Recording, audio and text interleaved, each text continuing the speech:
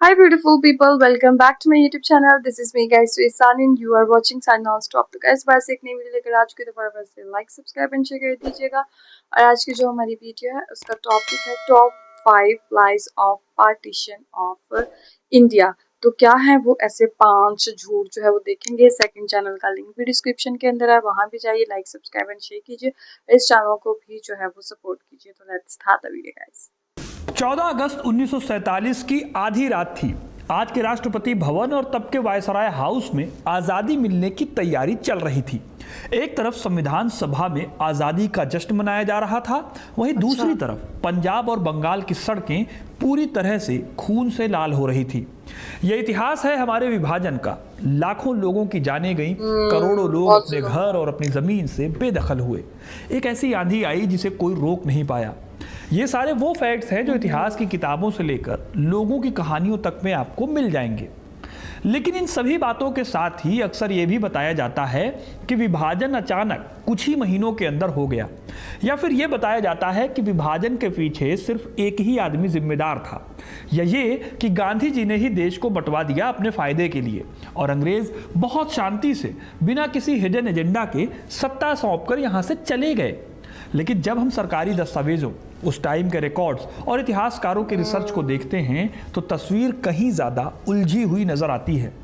आज हम विभाजन से जुड़े उन 5 सबसे बड़े झूठों की पड़ताल करेंगे जिन्हें सालों से कई लोग सच मानते आ रहे हैं। हम समझेंगे कि कैसे पर्दे के पीछे एक अलग ही सत्ता का खेल चल रहा था, कैसे आपको हमेशा से एक कहानी में परोसकर झूठ को पकड़ाया गया है। तो आज सारी बातें जानेंगे इस वीडियो में, तो वीडियो को अंत तक जरूर देखिएगा, क्योंकि अपना इतिहास नहीं जानोगे तो इंडिया के पाकिस्तान के लोगों को, बिकॉज़ हमें भी हिस्ट्री ऐसे ही बताई जाती है। आमतौर पर लोग सोचते हैं कि देश को बांटने का फैसला 1947 में बस कुछ ही महीनों की पॉलिटिकल बातचीत और सौदेबाजी में ले लिया गया। जैसे अचानक से नेताओं के बीच में कोई तेज बहस हुई होगी और उन्होंने गुस्से में देश का नक्शा फाड़कर उसे 2 टुकड़े कर दिए। लेकिन एक राष्ट्र का बंटवारा असल में भाइयों के बीच प्रॉपर्टी के बंटवारे जैसा नहीं होता। असल में बंटवारे की स्क्रिप्ट और इसकी जहरीली नींव कई दशकों पहले लिखी जा चुकी थी।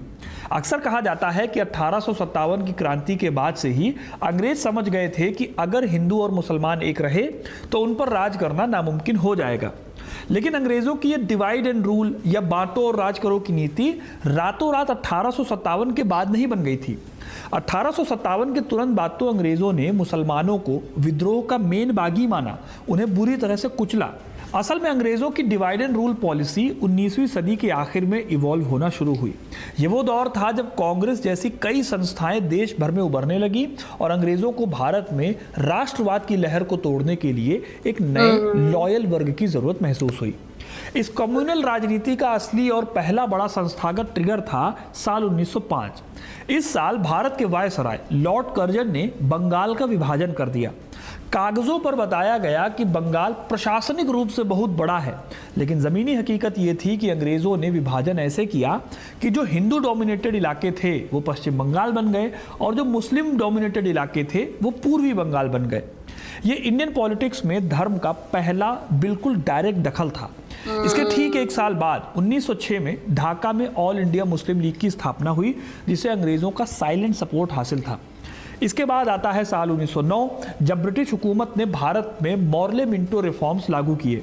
इन रिफॉर्म्स के जरिए भारत में सेपरेट इलेक्टोरेट यानी पृथक निर्वाचन मंडल की शुरुआत हुई। इसका सीधा सा मतलब ये था कि जो सीटें मुस्लिम बहुल तय की गई वहां सिर्फ मुस्लिम उम्मीदवार ही चुनाव लड़ सकते थे। सबसे खतरनाक बात यह थी कि उन्हें वोट भी सिर्फ मुस्लिम वोटर ही दे सकते थे। ये कोई छोटा मोटा चेंज नहीं था, इसने इंडियन पॉलिटिक्स का पूरा डीएनए ही बदल कर रख दिया। अब किसी भी नेता को चुनाव जीतने के लिए समाज के सभी तबकों या कम्युनिटीज के पास जाने की या सबके लिए मायने रखने वाले मुद्दों पर बात करने की जरूरत नहीं थी। उन्हें सिर्फ अपने धर्म के लोगों के जज्बात को भड़काना और उन्हें खुश रखना था। इस एक रूल ने पॉलिटिकल पहचान को पूरी तरह से धर्म के साथ जोड़ दिया। कई डेकेड्स तक ये अलगाववाद राजनीति की रगों में चुपचाप दौड़ता रहा। फिर साल 1937 में प्रांतीय चुनाव हुए। यहाँ मुस्लिम लीग को बहुत बुरी हार का सामना करना पड़ा। इस हार ने लीग को यह सोचने पर मजबूर कर दिया कि अगर एक अखंड भारत में डेमोक्रेटिक चुनाव हुए तो शायद उनका पॉलिटिकल अस्तित्व ही खत्म हो जाएगा। इसकी एक वजह यह भी थी कि यहाँ पर कांग्रेस जैसी पार्टियां थी जो इस बात के ऊपर जोर दे रही थी कि भारत सबका है और यहाँ पर कम्युनल राजनीति नहीं होनी चाहिए। इसी डर ने 1940 के लाहौर अधिवेशन को जन्म दिया, जहां पहली बार मुस्लिम बहुल प्रांतों के लिए एक अलग ज्योग्राफिकल और पॉलिटिकल आइडेंटिटी की मजबूत नींव रखी गई। यही वजह है कि 1947 का खून खराबा कोई अचानक आया हुआ तूफान नहीं था, बल्कि 1905-1909 से बोए गए सांप्रदायिक बीजों की ये पूरी तरह से पक चुकी एक फसल थी। लेकिन दोस्तों, इस फसल के दौरान हमें एक और झूठ देखने को मिलता है और वो झूठ मोहम्मद अली जिन्ना से जुड़ा हुआ था। अच्छा, कायदे-ए-आज़म साहब ने भी झूठ बोला। व्हाट्सएप और सोशल मीडिया की दुनिया में अक्सर मोहम्मद अली जिन्ना को बंटवारे के अकेले विलेन के रूप में पेश किया जाता है, जिसका पैदा होते ही टारगेट था भारत के टुकड़े करके पाकिस्तान बनाना। लेकिन इतिहास के पन्ने इस नैरेटिव को कहीं ज्यादा कॉम्प्लेक्स बताते हैं। अच्छा। 1920 के दशक में जिन्ना को हिंदू मुस्लिम एकता का एम्बेसडर कहा जाता था।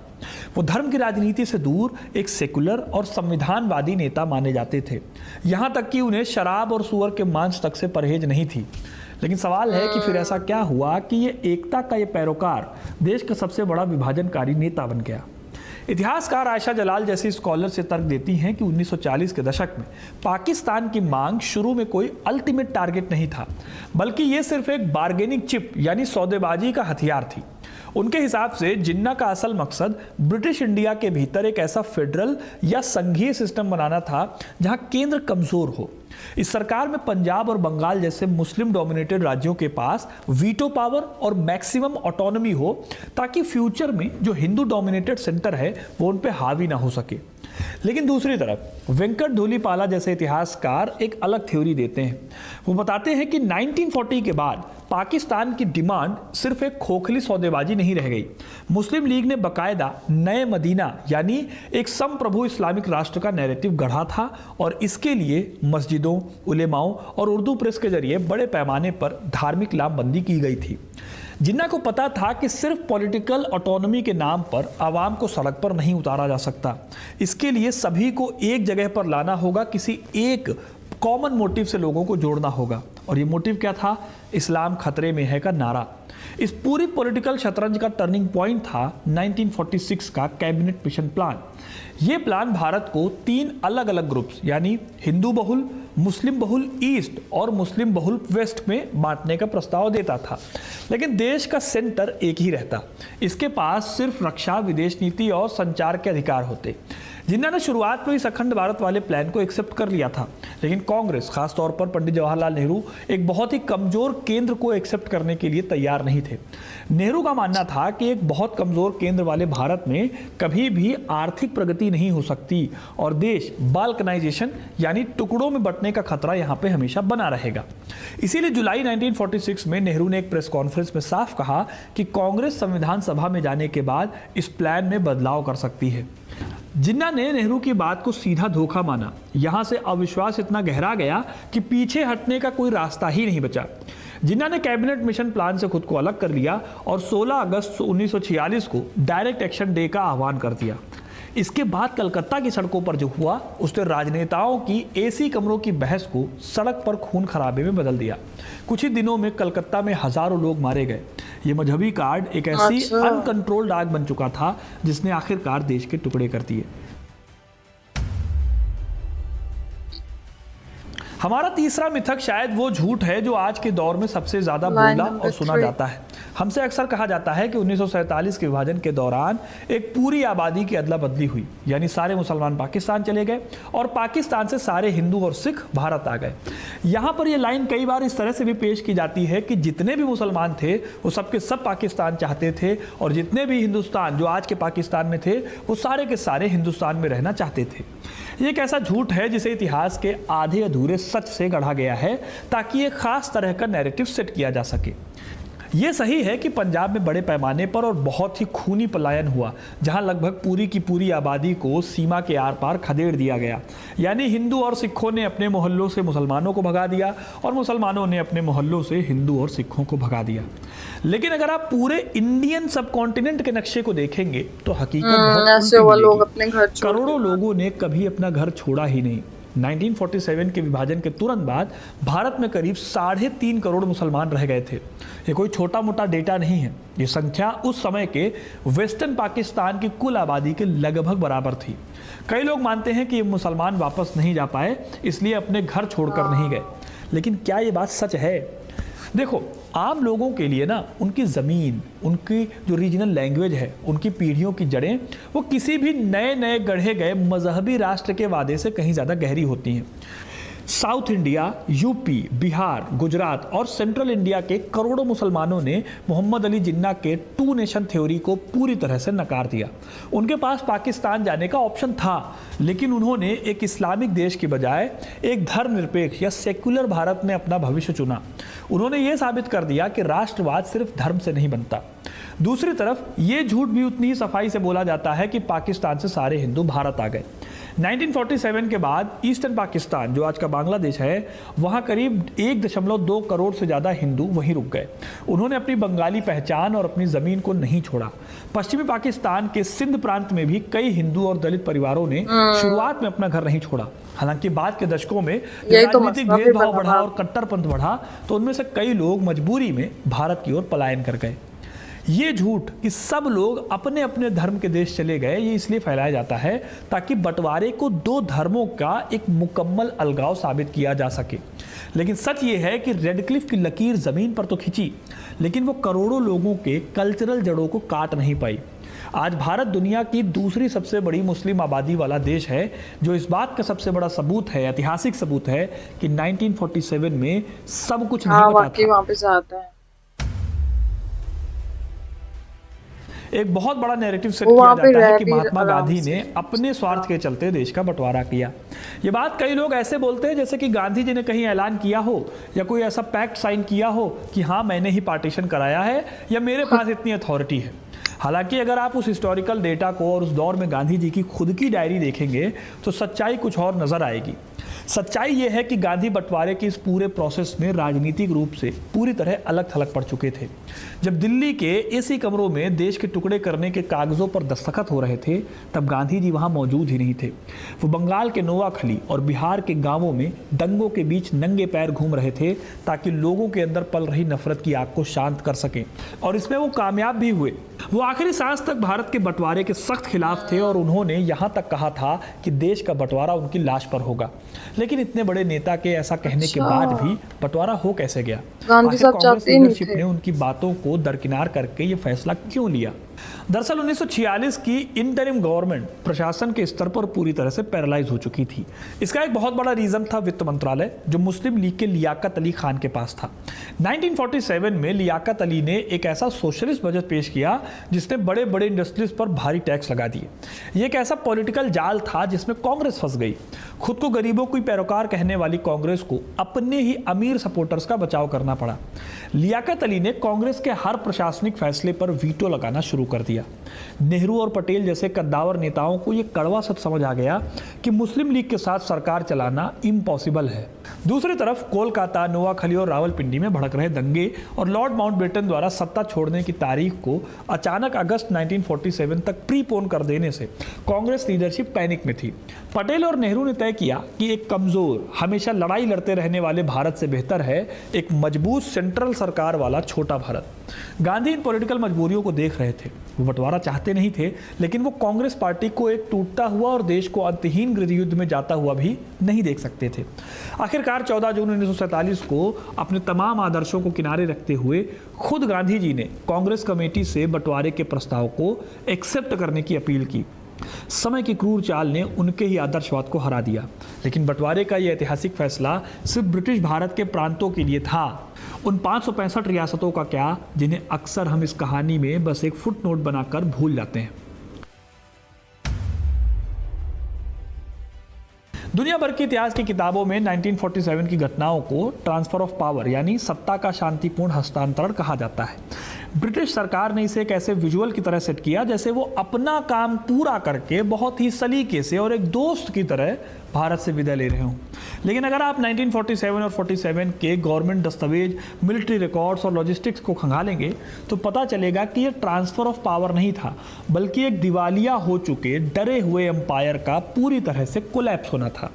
अंग्रेज भारत को शांति से दो देशों में नहीं बल्कि जानबूझकर 567 टुकड़ों में बांटकर भाग रहे थे। इस झूठ की जो परत है ये 3 अलग अलग लेवल्स पर खुलती है। अंग्रेज किसी मोरालिटी या अचानक जगे लोकतंत्र को लेकर प्रेम की वजह से भारत नहीं छोड़ रहे थे, वो असल में भारत का खर्चा उठाने लायक ही नहीं बचे। सेकेंड वर्ल्ड वॉर ने ब्रिटेन की इकोनॉमी को पूरी तरह तबाह कर दिया। हालत ये थी कि 1946 में ब्रिटेन को अपनी ही जनता के लिए ब्रेड की राशनिंग करनी पड़ रही थी। ब्रिटिश गवर्नमेंट पूरी तरह से $4.33 बिलियन के अमेरिकी लोन पर जिंदा थी। रही सही कसर भारतीय सेना के विद्रोह ने पूरी कर दी। नवंबर 1945 में लाल किले में आजाद हिंद फौज के अधिकारियों पर चले मुकदमों ने ब्रिटिश इंडियन आर्मी के अंदर बगावत के बीज बो दिए। फरवरी 1946 में रॉयल इंडियन नेवी की बगावत हुई जिसमें 78 जहाज़ों और 20,000 से ज़्यादा भारतीय सैनिकों ने अंग्रेज़ों के खिलाफ हथियार उठाए। उस टाइम पर वायसराय लॉर्ड वेवल ने ब्रिटिश प्राइम मिनिस्टर क्लीमेंट एटली को साफ लिख दिया कि अब भारतीय सेना पुलिस के भरोसे भारत पर राज नहीं किया जा सकता। उनके पास वेवल ब्रेक डाउन प्लान था, यानी किसी भी तरह अपनी जान बचाकर भारत से बाहर निकलना। दूसरा सच आता है माउंटबेटन की हड़बड़ी और रेड क्लिफ की अंधी लकीर, जिसे रेड क्लिफ लाइन कहा जाता है। ब्रिटेन में जब चर्चिल की सरकार गिरी तो 1947 में ब्रिटिश पार्लियामेंट में घोषणा की गई कि वो जून 1948 तक, याद रखिएगा, जून 1948 तक अपनी सत्ता सौंपेंगे। लेकिन ग्राउंड लेवल पर प्रशासन इस कदर पैरालाइज हो चुका था कि लॉर्ड माउंटबेटन ने बिना किसी प्लानिंग के इस तारीख को 10 महीने पहले खींचा और 15 अगस्त 1947 कर दिया। हालांकि उनका ये करने के पीछे की वजह यह भी थी कि उन्होंने 15 अगस्त के ही दिन एक्सिस फोर्सेस को सरेंडर कराया था सेकेंड वर्ल्ड वॉर के दौरान। हालांकि इस हड़बड़ी का रिजल्ट मॉडर्न हिस्ट्री की सबसे बड़ी लॉजिस्टिकल और ह्यूमन ट्रेजेडी थी। सिरिल रेडक्लिफ नाम के जज को लंदन से बुलाया गया। ये आदमी जिंदगी में कभी भी भारत नहीं आया था। इसे यहाँ की डेमोग्राफी, कल्चर और यहाँ के ज्योग्राफी की कोई इंफॉर्मेशन ही नहीं थी। ऐसे आदमी को 40 करोड़ की आबादी वाले सब कॉन्टिनेंट को बांटने के लिए सिर्फ 5 हफ्ते का टाइम दिया गया। इन्होंने पुराने गलत नक्शों के आधार पर पंजाब और बंगाल के बीच एक ऐसी अंधी लकीर खींची जिसने खेतों, नदियों और यहाँ तक कि एक ही घर के आंगन को 2 हिस्सों में चीर दिया। इसी जगह दिल्ली के दफ्तरों में एक बहुत ही हास्यास्पद और क्रूर नौकरशाही रवायत चल रही थी। सेना की रेजिमेंट्स, खजाने, रेलवे वैगन, दफ्तर की कुर्सियां, टाइपराइटर, लाइब्रेरी की किताबें और यहाँ तक कि पागल खानों के मरीजों को भी आधा आधा बांटा जा रहा था। सबसे भयानक हिस्टोरिकल ट्रुथ ये है कि रेडक्लिफ ने यह सीमा रेखा 9 अगस्त को ही तय कर ली थी, लेकिन माउंटबेटन ने जानबूझकर इसे 15 अगस्त के बाद 17 अगस्त को पब्लिश किया। क्यों? ताकि 15 अगस्त के दिन खून खराबे की जिम्मेदारी ब्रिटिश गवर्नमेंट पर ना आए। उन्होंने जानबूझकर करोड़ों लोगों को इस अंधेरे में रखा कि वो 15 अगस्त को किस देश में सोकर उठेंगे। एडमिनिस्ट्रेशन गायब था और 15 मिलियन से ज़्यादा लोग रातों रात रेफ्यूजी बन गए। अंग्रेजों की पीसफुल ट्रांसफ़र नीति का सबसे बड़ा सच ये है कि वो जाते जाते रियासतों का टाइम बम या ट्रैप छोड़कर चले गए। दरअसल अंग्रेजों ने सिर्फ भौगोलिक सीमाएं नहीं काटी, बल्कि भारत के पॉलिटिकल नक्शे में भी सैकड़ों टाइम बम फिट कर दिए। ब्रिटिश कैबिनेट मिशन ने यह क्लियर कर दिया था कि पावर ट्रांसफर के साथ ही ब्रिटिश क्राउन की पैरामाउंसी यानी सर्वोच्चता पूरी तरह से खत्म हो जाएगी और वो किसी नई सरकार को ट्रांसफर नहीं होगी। इसका सीधा सीधा कानूनी मतलब यह था कि 15 अगस्त को 565 रियासतें सैद्धांतिक और टेक्निकल रूप से पूरी तरह आज़ाद हो जाएंगी। माउंटबेटन ने शुरुआत में जो डिक्की बर्ड प्लान पेश किया था उसमें प्रांतों और रियासतों को अलग अलग सत्ता सौंपने की बात थी। त्रावणकोर और हैदराबाद के राजाओं ने आज़ाद देश बनाने की डिप्लोमेसी शुरू कर दी। जिन्ना, जोधपुर और जैसलमेर जैसी सीमावर्ती रियासतों को ब्लैंक चेक ऑफर कर रहे थे। अगर सरदार वल्लभ भाई पटेल और वीपी मेनन ने अग्रेसिव डिप्लोमेसी, प्रिवी पर्स का लालच और ज़रूरत पड़ने पर मिलिट्री कार्रवाई जैसे जूनागढ़ और हैदराबाद में ऑपरेशन पोलो चला, अगर इन सब का इस्तेमाल नहीं किया गया होता तो भारत के अंदर 565 नए देश बन सकते थे। इसीलिए ये कहना कि अंग्रेजों ने शांति से सत्ता सौंपी इतिहास का सबसे बड़ा भ्रम है। सच्चाई ये है कि एक भागती हुई इंपीरियल ताकत द्वारा हड़बड़ी में किया गया एक बहुत ही क्रूर एग्जिट था, जिसके पीछे चलता हुआ उपमहाद्वीप, कटी हुई सीमाएं और रियासतों का एक ऐसा कानूनी जाल पीछे छूट गया जिसकी कीमत इस महाद्वीप के 20 लाख लोगों की लाशों और सदियों की नफरत रूप में चुकाई गई। दोस्तों, जब हम विभाजन के इन 5 मिथकों की परतों को एक एक करके हटाते हैं तो हमें पता चलता है कि 1947 का इतिहास सिर्फ कुछ नेताओं के भाषणों या आधी रात के आज़ादी के जश्न तक लिमिटेड नहीं है। इतिहास कभी भी ब्लैक एंड वाइट नहीं होता। वहाँ नेताओं की लाचारी और स्ट्रेटेजिक ब्लंडर्स थे, सदियों के आर्थिक शोषण और जमींदारी का गुस्सा था, मजहबी कट्टरपंथ की अनकंट्रोल्ड आग थी और एक ढहता हुआ दिवालिया साम्राज्य था जो अपनी जान बचाकर भाग रहा था। आज भी सब कॉन्टिनेंट की पॉलिटिक्स, यहाँ का समाज और हमारी सीमाओं पर उस जल्दबाजी में खींची गई रेड क्लिफ लाइन और कम्युनल पॉलिटिक्स का असर साफ दिखाई देता है। इसीलिए मैं कहता हूँ इतिहास को समझना ज़रूरी है ताकि हम पुरानी नफरतों को जिंदा ना रखें, एक दूसरे से लड़ते ना रहें। इसलिए इतिहास ज़रूरी है ताकि हम उन गलतियों को दोबारा न दोहराएं, क्योंकि इतिहास सिर्फ बीता हुआ कल नहीं है, वो आज भी हमारे आसपास सांस ले रहा है और हमारे फ्यूचर के फैसलों को डिक्टेट कर रहा है। तो दोस्तों, ये रही विभाजन की ये पूरी कहानी। आपको ये वीडियो कैसे लगी कमेंट करके ज़रूर बताइए। ओके गाइज, बहुत अच्छी, बहुत इन्फॉर्मेटिव वीडियो थी और मुझे ना शुरू से कहीं ना कहीं लगता था कि यार सर रेड क्लिफ को बुलाना और पार्टीशन यू क्विकली करवाना में भी उसके पीछे कोई एक रीज़न होगा। तो हाँ, देख लो ब्रिटिश गवर्नमेंट ने जल्दी जल्दी में वो सारी चीज़ें की, बिकॉज उनको भी अब ये चीज़ें पता चल रही थी कि हमने यहाँ से वाइंड अप करना है और वापस जाना। तो उन्होंने जल्दी जल्दी में जो जो चीज़ें उनको समझ आई अंधाधुंध उन्होंने कर दी। और ये था कि गांधी जी भी नहीं चाहते थे पार्टीशन। ये आज मुझे चीज़ें, मतलब ये 2 नई चीज़ें जो है ना आज मुझे पता चली। तो गाइज, आप लोगों को इस वीडियो से कौन सी नई चीज़ पता चली वो कमेंट में ज़रूर बताइएगा, बिकॉज हमें जो है हिस्ट्री को जो है ना वो डीपली समझने की ज़रूरत है, इंडिया पाकिस्तान की हिस्ट्री को। बिकॉज हिस्ट्री नहीं समझेंगे ना तो फिर ऐसे ही नफरतें जो है वो फैलती रहेंगी। तो गाइज, आप लोगों को आज की वीडियो कैसी लगी, do comment, like, subscribe and share कीजिएगा। चलिए गाइस, मिलते हैं आपको नेक्स्ट वीडियो के अंदर। Bye bye.